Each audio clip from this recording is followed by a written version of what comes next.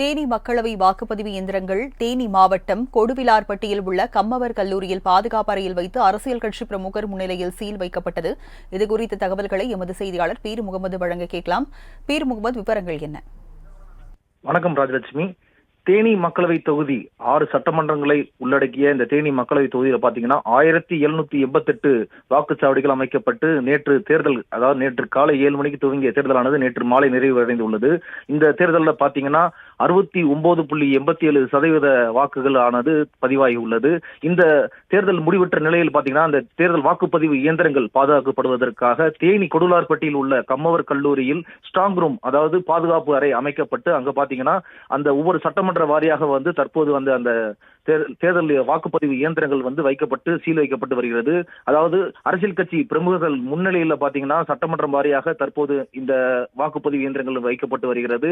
இது பாத்தீங்கன்னா கிட்டத்தட்ட கடந்த ஆண்டுல 74.75% வாக்குகள் பதிவான நிலையில் தற்போது 69.87% வாக்குகளால் தான் பதிவாகி உள்ளது. மேலும் பாத்தீங்கன்னா இந்த 1788 வாக்குச்சாவடிகள் நேற்று இரவு முழுவதும், அதாவது இந்த வாக்குச்சாவடியில் உள்ள வாக்குப்பதிவு இயந்திரங்களை நேற்று இரவு முழுவதும் தேர்தல் அதிகாரிகள் கலெக்ட் செய்து தற்போது சட்டமன்ற வாரியாக தற்போது உள்ளே வைத்து சீல் வைத்து வருகின்றனர். அதாவது அரசியல் கட்சி பிரமுகர் முன்னிலையிலான இந்த நிகழ்வு தற்போது நடைபெற்று வருகிறது. அதாவது தேனி மக்களவையில் 69.87% வாக்குகள் பதிவான நிலையில பாத்தீங்கன்னா தேனியில அதிகபட்சமாக, அதாவது சோழவந்தானில் 74% வாக்குகள் பதிவாகி உள்ளது. உசிலம்பட்டியில் 70.95% வாக்குகள் பதிவாகியுள்ளது. போடி சட்டமன்றத்தில் 71% வாக்குகள் பதிவாகியுள்ளது. பெரியகுளத்தில் 66% வாக்குகள் பதிவாகியுள்ளது. ஆண்டிப்பட்டியில் 70% வாக்குகள் பதிவாகியுள்ளது. கம்பம் சட்டமன்ற தொகுதியில் 66% வாக்குகள் பதிவாகியுள்ளது. இந்த வாக்குப்பதிவு இயந்திரங்கள் தற்போது பாத்தீங்கன்னா சட்டமன்ற வாரியாக தேனி கம்மவர் கல்லூரியில் தற்போது ஸ்டாக் ரூமில் வைத்து சீல் வைக்கும் பணியானது விறுவிறுப்பாக நடைபெற்று வருகிறது. அரசியல் கட்சி பிரமுகர்கள் முன்னிலையில் தற்போது இந்த பணியானது நடைபெற்று வருகிறது. ராஜலட்சுமி. தேனியில் அரசியல் கட்சி பிரமுகர்களின் முன்னிலையில் வாக்குப்பதிவு இயந்திரங்கள் பாதுகாப்பு அறையில் வைத்து சீல் வைக்கப்பட்டது. விவரங்களை வழங்கியதற்கு நன்றி பீர் முகமது. கோவை மக்களவை தொகுதியில் 6 தொகுதிகளுக்கான வாக்குப்பதிவு இயந்திரங்கள் வேட்பாளர்கள் முகவர்கள் முன்னிலையில் சீல் வைக்கப்பட்டது.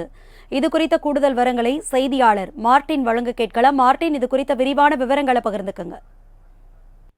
கோவை மாவட்டத்தில் கோவை மற்றும் பொள்ளாச்சி என 2 மக்களவை தொகுதிகள் வருகின்றன. இதில் கோவை மாவட்டத்திற்குள் இருக்கக்கூடிய 6 தொகுதிகளுக்கான சட்டசபை தொகுதிகளுக்கான பாராளுமன்ற தொகுதியாக கணக்கிடப்படும். இந்த பாராளுமன்ற தேர்தல் நேற்று மாலையுடன் முடிந்தது.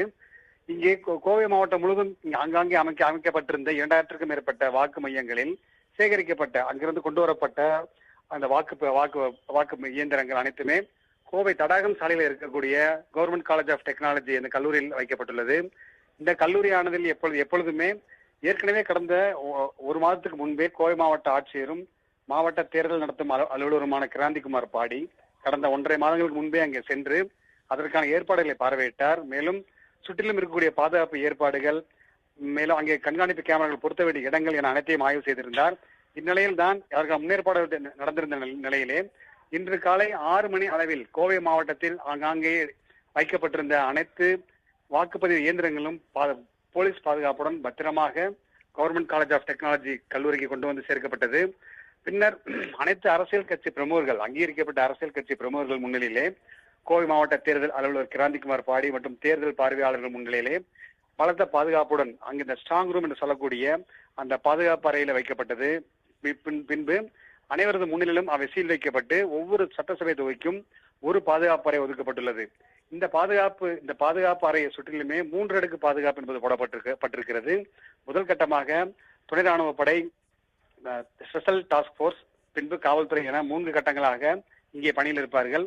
இவர்கள் அனைவருக்குமே முழு நேரம் கொடுக்கப்படாமல் நாள் ஒன்றிற்கு 3 ஷிப்டுகளாக பிரிக்கப்படுகிறது. 8 மணி நேர வேலையிலே மொத்தம் 235 நபர்கள், இதில் துணை ராணுவப்படை, ஆயுதப்படை மற்றும் காவல்துறை என 3 அடுக்கு பாதுகாப்பு அதிகாரிகள் அடங்குவார்கள். இவர்களை தாண்டி அங்க இருக்கக்கூடிய கண்காணிப்பு கேமராக்கள், இந்த கவர்மெண்ட் காலேஜ் ஆஃப் டெக்னாலஜி கல்லூரி வளாகம் முழுவதுமே 250 கண்காணிப்பு கேமராக்கள் பொருத்தப்பட்டுள்ளது. இவை அனைத்துமே ஒரே கண்ட்ரோல் ரூமில் அங்கே இணைக்கப்பட்டுள்ளது. எப்பொழுது தேவையோ அப்பொழுது அங்கிருந்து நடமாட்டம் முழுவதையும் 8 திசைகளிலுமே இருந்து பார்க்க முடியும் என்று கலெக்டர் கிராந்திகுமார் பாடி தெரிவித்தார். மேலும் அங்கே அங்கீகரிக்கப்பட்ட அரசியல் கட்சிகளின் பிரமுகர்கள் தங்குவதற்காக அங்கே இடம் ஒதுக்கப்பட்டுள்ளது. ஆனால் அவர்கள் தங்குவதற்கும் அவர்கள் கழிவறை செல்வதற்கும் மட்டுமே பயன்படுத்த அங்கே இடம் கொடுக்கப்பட்டுள்ளது. உணவு என்பது அவர்கள் சுய செலவே செய்து கொள்ள வேண்டும் என்றும் அறிவுறுத்தப்பட்டுள்ளது. எனவே அடுத்து வரக்கூடிய இந்த 1.5 மாத காலங்கள் அங்கே பெட்டிகள் பாதுகாப்பாக வைக்கப்பட்டிருக்கும்.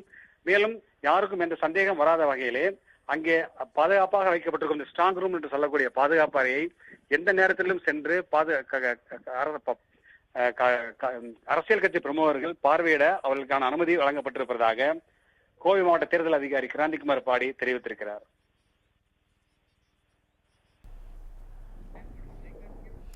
விவரங்களுக்கு நன்றி மார்ட்டின்.